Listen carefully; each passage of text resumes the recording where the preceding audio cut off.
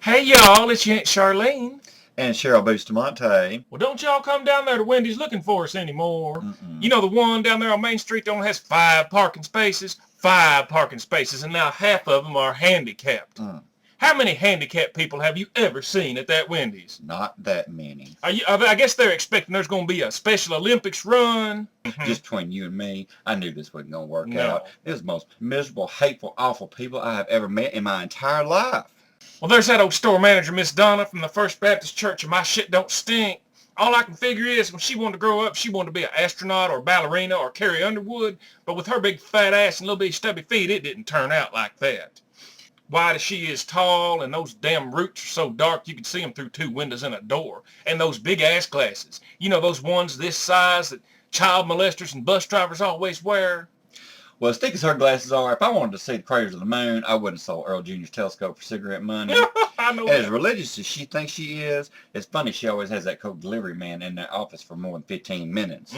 Sometimes not even that long. Girl. And can you believe, the day I came back to work after having bronchitis, that stupid old bitch expected me to go out in the parking lot and sweep up cigarette butts in the rain. Silliest thing I've ever seen. I said, hell no, you just forget it.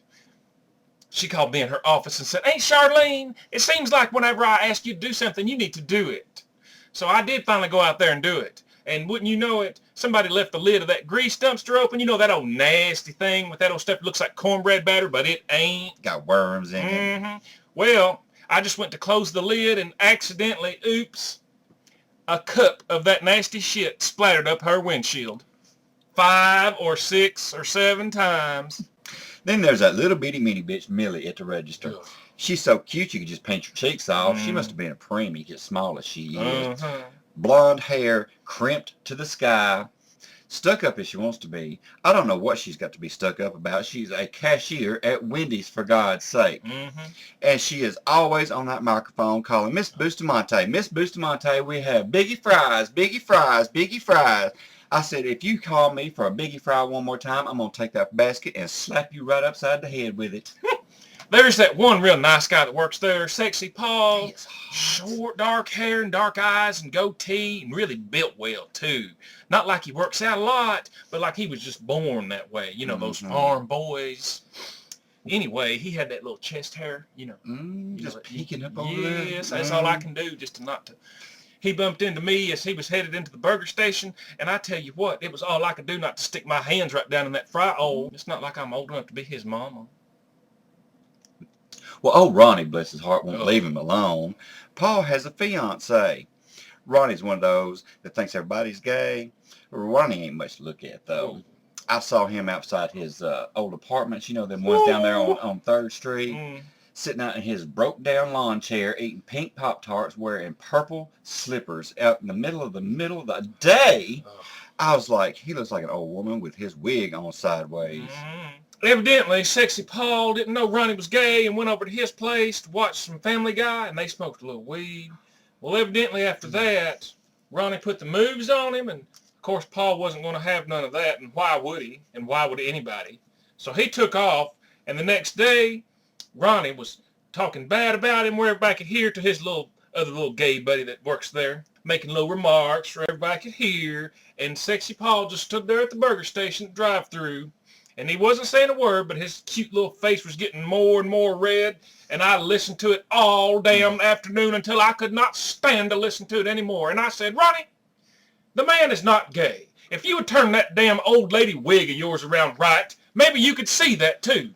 And he got this look on his face and said, "Say what? You want to go step outside? Because I ain't afraid to hit no woman." And I said, "Bring it on, bitch, because I ain't neither." That old bitch Donna called me into her office.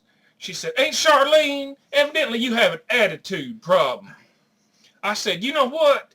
You can take all this group of sewer people and chuds and you can stick them up your wazoo." I looked at my watch and said, "Ha, look at that. Right on time, too." Well, I wasn't about to let that slide.